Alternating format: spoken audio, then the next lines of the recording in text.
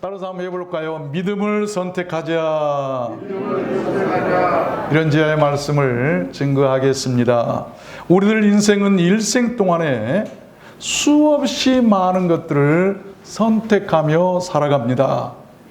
그 선택은 삶을 살아가는 방법이 되고, 그 방법은 생을 살리기도 하고 죽이기도 합니다. 그 중에 믿음이 있어요. 믿음을 떠나서는 우리들 신앙이나 기독교를 말할 수가 없습니다. 반드시 선택해야 하는 것이 바로 믿음입니다. 이 믿음이라고 하는 것은 세 가지를 충족시킬 수가 있어야 돼요.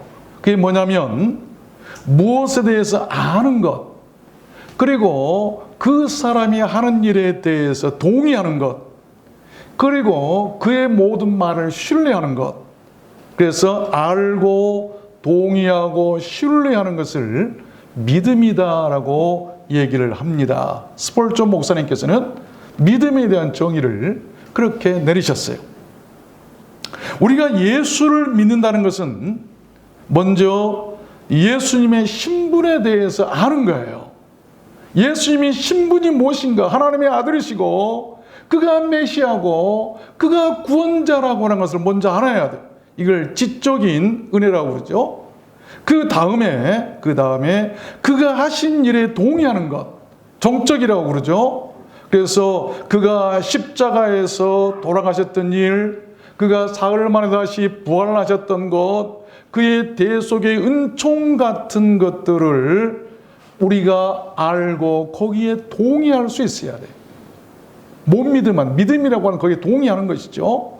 그리고 그가 전한 말씀, 하나님의 나라라든지 천국이라든지 지옥이라든지 영생이라든지 아니면 또한 재림이라든지 심판과 같은 그런 애언의 말씀들을 신뢰하는 것을 우리는 믿음이다라고 얘기할 수가 있습니다. 이 세 가지가 충족돼야 되죠. 여러분 인생에 가장 소중한 선택은 무엇입니까? 비록 눈에 보이지는 않아도 우리들 인생을 살리는 것은 믿음입니다. 아십시오. 인생은 선택이고 그 선택은 능력이라고 그러죠. 우리들 모두 오늘 말씀을 통해서 믿음을 선택하는 그런 능력 있는 사람들이 되고, 그래서 그 믿음으로 말미암아 모든 생의 결과가 후회 없는 그런 복 있는 사람들이 되었으면 좋겠습니다. 그러면 왜 믿음을 선택해야만 하는가? 네 가지를 말씀할 텐데, 첫 번째는 world, 이 세상을 이기게 하기 때문이에요. 세상을 이겨야만 합니다. 오늘 본문 말씀에 대저 하나님께로서 난 자마다 세상을 이기느니라. 세상을 이기면 이것이니 우리의 믿음이니라. 하나님께로서 난 자, 하나님께로 또다시 거듭난 자, 천국 백성, 천국 갈 사람, 그런 사람들은 다 세상을 이기는데 그들에게 뭐가 있어서 이길 수 있는가 하면 그것이 바로 믿음이더라. 믿음이 있어야, 믿음을 선택해야 세상을 이길 수 있고 하나님께로부터 다시 거듭난 사람이 될 수 있다고 하는 말씀 아니겠어요? 세상을 이길 수 있는 힘이 바로 여러분 믿음이라고 하는 것입니다. 사람이 세상을 살아가는 수단은 여러 가지가 있죠. 그 중에 반드시 필요한 수단이 바로 이 믿음이에요. 우리는 무엇과 싸워 이겨야 할까요? 세상이 우리를 미워하는 미움입니다. 미움. 그래서 마귀의 세력들이라고 그러는데 요한복음 7장에 보면 주님이 이런 말씀하셨어요. 세상이 나를 미워하나니 세상이 주님을 미워한다. 또 요한복음 15장에 보면 너희는 세상에 속한 자가 아니요 세상에서 나의 택함을 입은 자인 고로 세상이 너희를 미워하느니라. 택함 받고 하나님의 자녀가 된 사람들은요 세상이 미워한다고 주님이 말씀하고 계시는 거예요. 미움. 요한복음 17장에 보면 내가 아버지의 말씀을 저희에게 주었사오매 세상이 저희를 미워하였사오니, 하나님의 말씀을 받고요, 하나님의 말씀대로 살려고 하면 세상이 미워하는 거예요. 왜? 마귀가 알고 있어요. 그래서 요한일서 3장에 보니까 이러므로 하나님의 자녀들과 마귀의 자녀들이 나타나나니 그 형제를 사랑치 아니하는 자는 하나님께 속하지 아니하니라. 마귀의 자녀들과 하나님의 자녀들이 나타난다고 그랬어요. 그런데 하나님의 자녀가 아닌 사람들은 사랑이 없어요. 미워요. 왜? 마귀의 자녀들이기 때문에. 그러므로 세상이 우리에 대해서 갖는 감정은 전부 다 미움이에요. 마지막 이 종말 때요, 예수 믿고 하나님의 말씀대로 살려고 하면요, 얼마나 많은 미움을 받는지 몰라요. 마귀가 그렇게 미워한다. 미움은 서로를 죽이고 파멸시키죠. 그러한 세상의 미움을 물리치고 미움의 공격들로부터 이기게 하는 것이 바로 믿음이라고 하는 것입니다. 믿음. 그래서 믿음을 선택해야 돼요. 우리가 세상을 이기지 못하고 어떻게 천국에 갈 수가 있겠어요? 세상도 이기지 못한 사람이 천국에 들어갈 수가 있을까요? 세상도 이기지 못한 사람이 마지막 때에 주님을 따라서 천국에 갈 수 있는 용기가 있을까요? 어쩔 수 없이 죽어야만 하는 그런 어린 자식을 앞에 두고 모세의 어머니 요게벳이 선택했던 것은 믿음이었어요. 애굽에서 이스라엘 백성들이 번성해 가니까 이 애굽 왕 바로가 이스라엘 백성들에게 두려움을 느낀 나머지 미워하기 시작하죠. 그래가지고 아주 많은 고생을 시키고 일을 시키고 힘들게 하고 괴롭게 하고 고통을 막 주는 거예요. 그런데 그러면 저들이 힘이 빠져서 쇠약할 줄 알았는데 더 번창해 가는 거예요. 이것을 본 바로가 미움이 더 생겼어요. 그래가지고 어떻게 합니까? 살인까지 저지르게 되죠. 산파들을 몰래 불러가지고 은밀하게 얘기하죠. 여자아이들이 태어나면 다 살리고 남자아이들이 태어나면 몰래 다 죽여라. 그러나 요게벳은 바로 왕의 그러한 명을 쫓지 않고 믿음의 길을 선택합니다. 그래서 갈대 상자를 만들고 그 안에 담아서 그 아들 모세를 강물에 띄어서 살리죠. 만약 그때 요게벳이 믿음을 선택하지 않냐고 모세를 살리지 아니했다고 한다면 어떻게 이스라엘 백성들을 애굽에서 지도할 지도자가 있었을까요? 자식을 살리는 것은 믿음이에요. 죽음 앞에서도 자식을 살리고 가정을 살리고 영혼을 살리고 나라를 살리고 주변 모든 사람들을 살리게 하는 것은 믿음이라고 하는 것입니다. 믿음을 가져라라고 하는 말씀. 그 잠언 21장에 보니까 이김은 여호와께 있느니라. 여호와께로부터 난 믿음은 은사라고 그랬어요. 그 은사를 취하시길 바랍니다.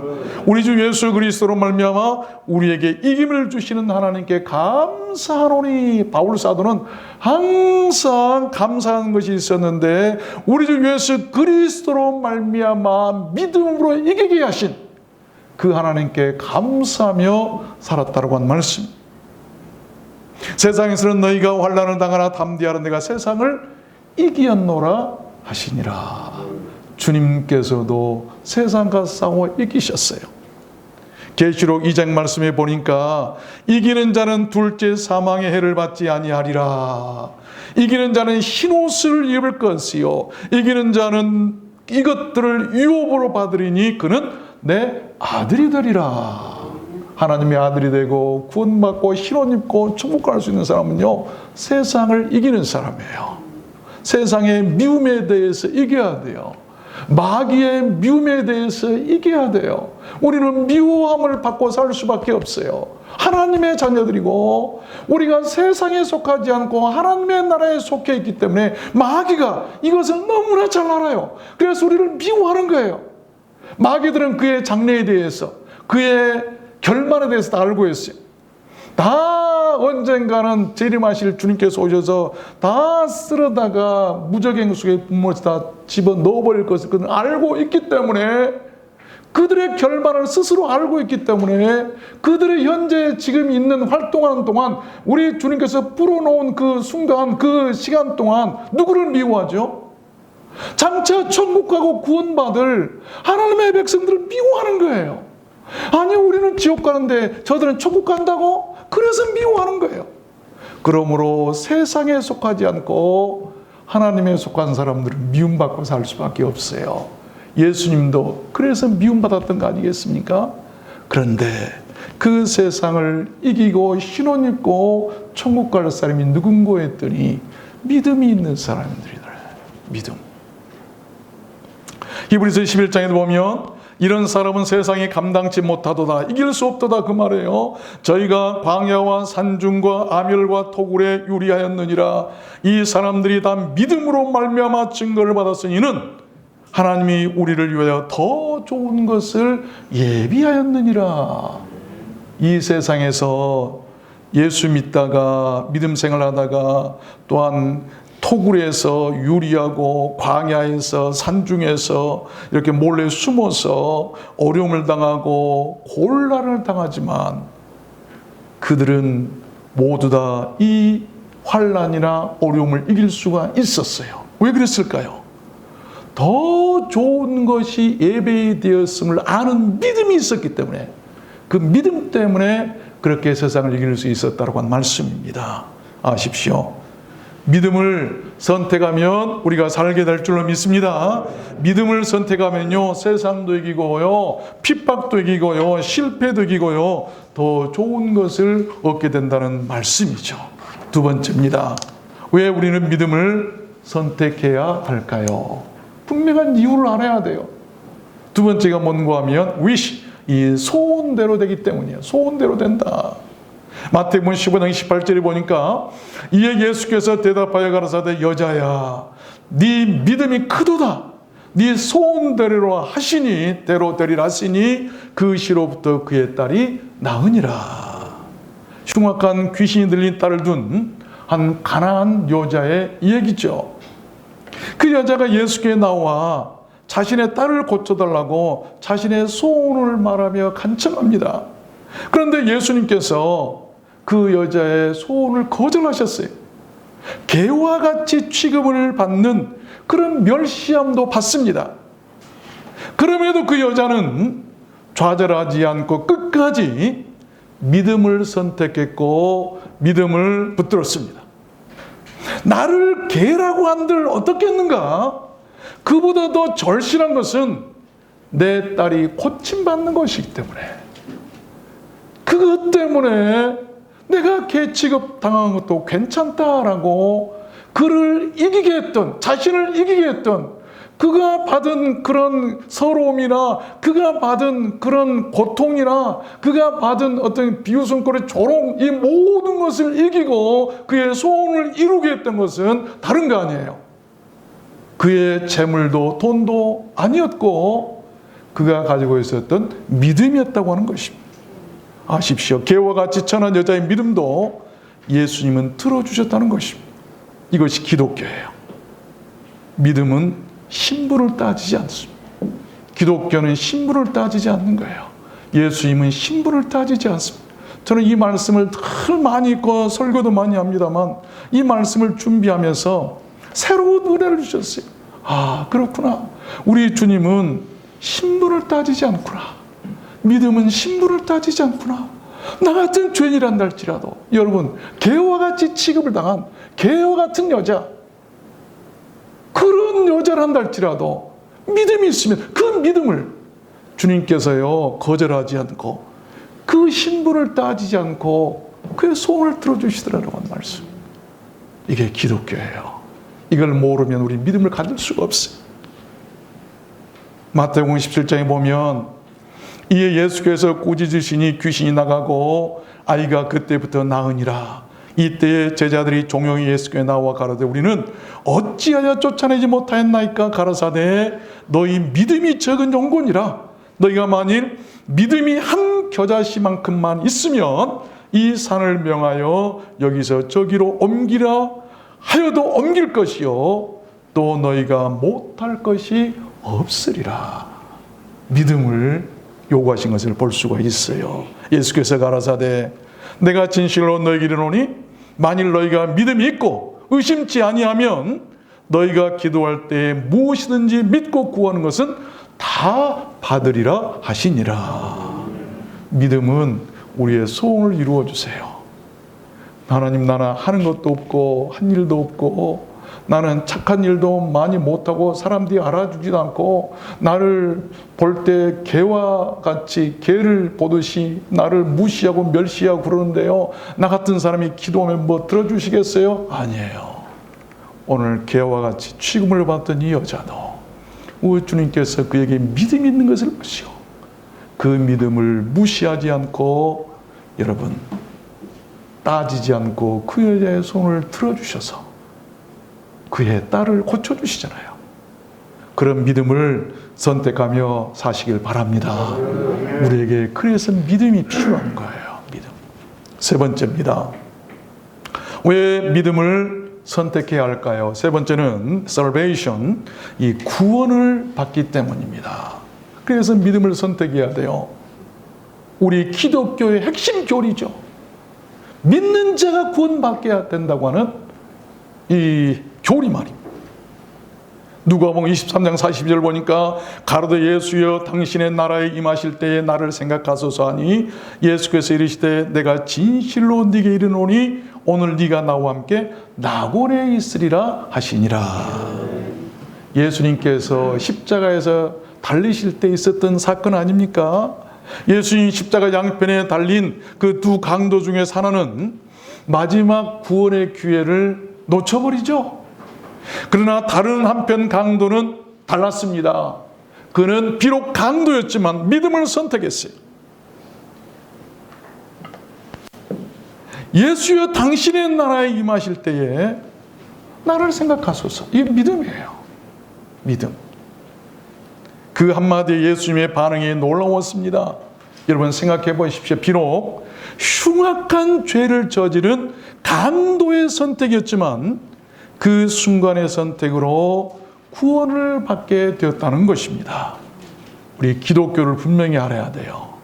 어떤 죄인이란 할지라도 강도, 살인을 했다든지 무서운 십자가의 최악의 아픔과 고통을 주면서 죽여야만 하는 죄를 지은 그 강도였단다 할지라도 그가 믿음을 선택했을 때 주님께서는 오늘 네가 나와 함께 in paradise, 낙원에 나와 함께 같이 있을 것이다. 이게 바로 구원 아닙니까? 이게 기독교 아니겠어요? 여러분, 우리가 연예인 차인표 씨를 잘 알고 있죠. 그 간증을 한번 들어본 적이 있는데 그는 모태신앙인으로 평생을 교회 다니고 기도했지만 예수님을 만나보지 못했답니다. 다른 사람들이 간증할 때 뭐 예수의 음성을 들었다는 둥, 예수를 만났다는 둥 하니까 부러웠어요. 그래서 예수님의 음성이라도 들어보고 싶은 것이 소원이었는데 그가 지저스라고 하는 그런 뮤지컬을 4년 동안 할 때 내가 예수님의 역할을 하면 혹시 뭐 음성이라도 들려주시지 않을까 기대하고 4년 동안 해봤는데 한마디도 들려주시지 않더래요. 그러던 2006년 어느 날 그 자기 부인 그 신혜라 씨가 한국 컴패션 홍보대사가 되어서 동인도 지역으로 이렇게 구제를 하도록 아이들을 만나러 가게 되었는데 사정이 생겨서 못 가고 대신 이 차인표 씨가 가게 되었답니다. 가기 싫어서 여러 가지 변명을 하다가 할 수 없이 끌려가듯이 가게 되었는데 가면서도 교만한 나머지 저런 봉사자들과 얼굴을 같이 하기 싫다 해가지고 혼자 많은 돈을 내놓고 왕처럼 1등석을 타고 따라왔어요. 다른 동료들은 어렵게 힘들게 이코노미석에 타고 가는데 자기는 왕처럼 1등석에 타고 가요. 아주 낙후된 그런 시골 지역에 도착을 했는데 자기를 인솔한 선교사님이 이런 부탁을 하더랍니다. 차인표 씨, 임표 씨가 지금부터 만날 아이들은 이 세상에서 가장 가난하고 불쌍한 아이들입니다. 이 아이들을 만나시면 꼭 안아주시고 너희들은 귀한 존재란다. 너희들은 사랑받기 위해서 태어났단다. 예수님이 너희들을 사랑하신단다라고 해 주십시오. 라고 훈련을 받았대요. 한 100여 명의 가난한 아이들이 모였는데 그중 아주 초라하고 보잘것없는 눈에 띈 한 아이가 자기에게 다가오더니 손을 내밀더라는 거예요. 그래서 그가 그 아이의 손을 자기도 모르는 사이에 잡는 순간 그에게 놀라운 일이 일어났습니다. 그렇게 찾아 헤맸던 예수님께서 그 아이를 통해서 음성을 들려주신 거예요. 임표야, 잘 왔다. 내가 여기서 너를 기다렸다. 이 가난한 아이 옆에서 기다리고 있었어. 내가 너를 사랑한다. 너는 사랑받기 위해 세상에 태어났단다. 이 음성을 똑똑히 들었다고 합니다. 순간 자신이 거기에 있는 가장 불쌍한 아이처럼 자기가 느껴지면서 눈물이 흐르기 시작했다고 하는 거예요. 내가 이렇게 여기 있는 아이처럼 불쌍한 아이구나. 그건 느껴졌다고 그러죠. 거듭나는 순간입니다. 세상에서 인기를 누리고 화려한 무대에서 쫄거리고 있을 때 예수님은 그 가난한 아이 옆에서 그를 기다리고 계셨던 거예요. 그는 그날 예수님의 음성을 듣고 그 인생이 달라지기 시작했답니다. 내가 이 세상에서 가장 불쌍한 사람이구나. 여기에 있는 이 아이들처럼 나도 불쌍한 사람이구나. 아, 예수님은 분명 살아계시는구나. 그는 낮아지기 시작했고 거듭나기 시작했어요. 거듭남이란 바로 그런 상태입니다. 교만했던 사람이요, 1등석에 왕처럼 타고 왔던 사람이 가장 낮은 자의 모습, 그 낮은 자 곁에서 주님의 음성을 듣는 거예요. 그래서 지금도 오직 주만을 위해서 헌신하고 있다 합니다. 세상 그 어떤 일이 자기에게 유혹하고 많은 사람들이 많은 것을 요구해도 다 뒤로하고 맨 먼저 주를 위해서 지금도 헌신하고 있다고 그래요. 여러분, 예수님을 만나고 싶으십니까? 가장 낮은 자리로 가십시오. 예수님은 가장 낮은 자리에 오셨고 이 세상에서 계시다가 천국 가실 때까지 가장 낮은 자들과 함께 하셨습니다. 그곳에서 지금도 기다리고 계세요. 가장 낮은 자의 모습으로 어쩌면 변장하고 우리를 기다리고 계신지도 모르겠습니다. 여러분께서는 무슨 힘으로 구원을 받을 수 있다고 생각하십니까? 믿음입니다. 믿음을 선택하십시오. 마태복음 9장에 12의 혈루증을 앓았던 여인의 얘기가 나오죠. 예수께서 돌이켜 그를 보시며 가라사대 딸아 안심하라. 내 믿음이 너를 구원하였으니 그 여자가 그 시로 구원을 받으니라. 믿음이죠. 믿음. 하나님이 세상을 이처럼 사랑하사 독생자를 주셨으니 이는 저를 믿는 자마다 멸망치 않고 영생을 얻게 하려 하심이라. 기록된 바 오직 의인은 믿음으로 말미암아 살리라 함과 같으니라. 믿음이 우리를 살리는 거예요. 믿음을 선택해야 돼요. 마지막 네 번째입니다. 왜 우리가 믿음을 선택해야 될까요? 글로리, 영광을 얻게 하기 때문입니다. 히브리서 11장 8절을 보니까 믿음으로 아브라함은 부르심을 받았을 때에 순종하여 장래 기업으로 받을 땅에 나갈새 갈 바를 알지 못하고 나갔으며. 아브라함 얘기죠. 그래서 성경에서 선택의 달인하면 단연 아브라함이에요. 그는 자기 고향 본토를 떠날 때도, 조카 롯과 헤어질 때도, 아들 이삭을 제물로 드릴 때도 자기에게 모두 분리하고 얻은 것이 없었어도 믿음의 길을 선택합니다. 그래서 그가 얻은 영광이 뭡니까? 믿음의 조상이 되고 하나님의 친구가 되고 이스라엘 조상이 되고 축복의 조상이 되었다고. 조상자가 몇 개가 붙은지를 몰라요. 모든 축복의 시작이 됐다고 하는 말씀입니다. 얼마나 큰 영광입니까? 그를 이끌고 밖으로 나가 가라사대 하늘을 우러러 무뼈를 셀 수 있나 보라. 네 자손 이와 같으리라. 아브라함이 여호와를 믿으니 여호와께서 이를 그의 의로 여기시고 나는 이 땅을 네게 주어 업을 삼게 하라고 너를 갈대 우르 위에서 이끌어낸 여호와로라. 믿음이죠. 주님께서는 믿음을 보고 계세요. 동남아 오지의 슈바이처를 불리는 방두거라는 선교사님 계세요. 그는 외과 전문인데 한국에서 편하고 부유한 삶을 누릴 수 있었지만 그렇게 하지 않고 고난의 길을 택하죠. 그는 필리핀 바기오에서 이 12시간이나 흙길을 달려 도착하는 누구도 오지 않는 오지를 찾아다니면서 낡은 그 버스 하나를 구입해가지고 그걸 병원으로 개조해가지고 큰 밀림적 산속을 다니면서 30년 동안이나 환자를 살폈어요. 그렇게 선교 일을 하다가 장티푸스, 콜레라, 이질, 댕기열 같은 전염병은 물론이고 췌장염, 담석증, 당뇨, 만성 강경화에 시달리고 코브라에 물리고 강도에게 칼을 맞기도 했답니다. 그러다가 2004년에 몸이 이상해서 검사를 해봤더니 위암 말기가 찾아왔어요. 얼마나 안 좋은 것을 먹었으면 위암이 생긴 거예요.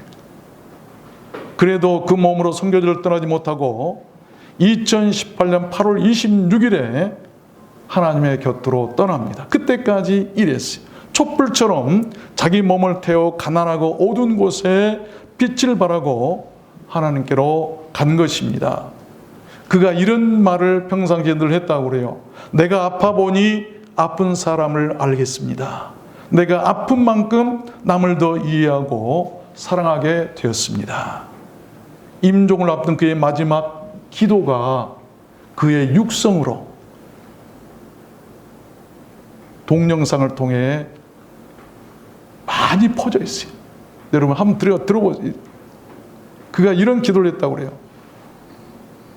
이 시간까지 살아 숨쉬는 것만으로도 참으로 고맙습니다.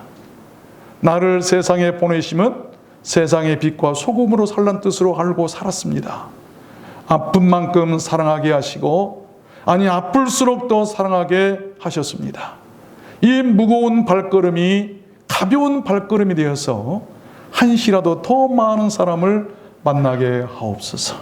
이것이 나의 마지막 소원입니다.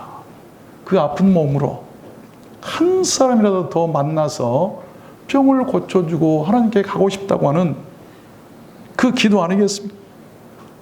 여러분 우리들 한국 교회 신앙생활 너무 편합니다. 교회에 하나님의 영광이 사라진 지 오래죠. 그래서 세상으로부터 지탄을 받는 것 아니겠습니까? 그런 교회가 어찌 세상을 이기고 세상을 구원할 수가 있겠습니까?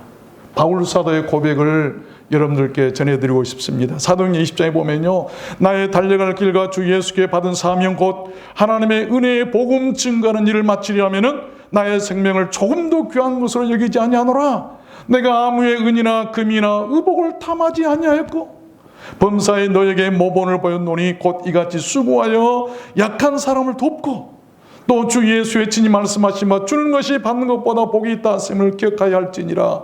이 말을 한 후 무릎을 꿇고 저희 모든 사람과 함께 기도하니 다 크게 울며 바울의 목을 안고 입을 맞추고 바울 사도가 마지막 예루살렘으로 순교하러 가면서 있었던 일이에요. 그가 마지막 순교 전에 뭐라고 고백합니까? 내가 금이나 은이나 누구의 옷 한 벌 탐한 적이 있었느냐? 없었다. 내 생명은 조금도 귀한 것으로 여기지 않냐? 이런 말씀. 초대교회 때는 그랬습니다. 그런데 왜 지금의 현대교회들은 이렇게도 많이 성경과 동떨어져 있고 변해버렸는지 모르겠어요. 우리가 초대교회를 회복해야 됩니다. 말씀을 맺겠습니다. 현 시대에 가족보다 더 가까이 있고 더 많은 시간을 보내는 것이 있다면 스마트폰일 거예요. 그래서 스마트라고 한 말은 이 영리하고 깔끔하고 아주 맵시 좋다는 말 아닙니까? 그런데 아무리 맵시 있고 똑똑한 스마트폰도요, 충전이 되지 아니하면 무용지물이에요. 배터리가 소모되면 멈춰버리고 말죠. 아, 우리 손주가 하나 있는데 이 녀석도 집에 오면 크게 스마트폰 가지고 놀아요. 그러다가 갑자기 앙 울어댑니다. 왜 우니? 보면은 뭐가 떨어졌죠? 배터리가 떨어지면 막 울어요. 안 되니까 우는 거예요. 여러분, 우리들 영혼도 마치 그와 같다고 생각합니다. 충전이 되어야 기능을 할 수가 있어요. 그 충전 역할을 하는 것이 바로 믿음이라는 것이고 우리들의 신앙생활이라는 것입니다.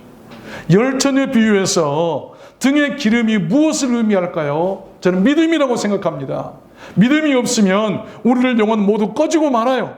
등불은 기름을 수시로 점검하고 수시로 넣어야 되죠. 기름이 없어요. 사람들이 찾아와도 기름이 떨어져서 없어요. 그냥 돌아갑니다. 또 있어도 불량품입니다. 그 자동차가 어떻게 됐습니까? 다 망가지는 거예요. 사람 영혼 다 망치는 거예요. 오늘날 현대교회들이 그렇지 않나? 돌아봐요.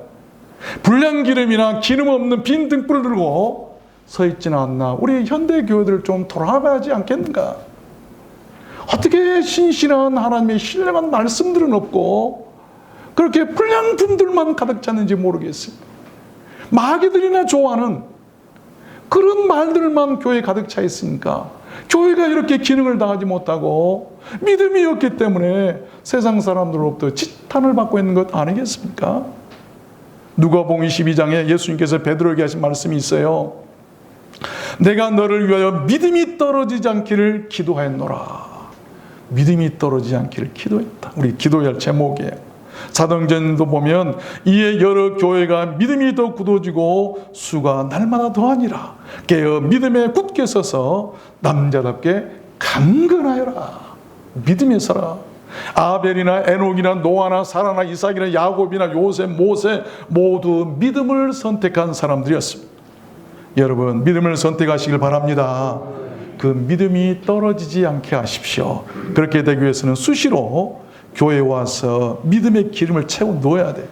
그것이 바로 우리의 신앙생활 이유예요. 그리고 그 믿음을 따라 사시길 바랍니다. 세상을 이기고 소원대로 되고 구원을 받게 되고 영광을 얻게 될 줄로 믿습니다. 우리를 들어왔는 소원께는 그런 믿음이 있는, 믿음을 바라보고 가는 그런 교회였으면 좋겠습니다. 여러분 모두 그렇게 되시기를 주님의 이름으로 축원합니다.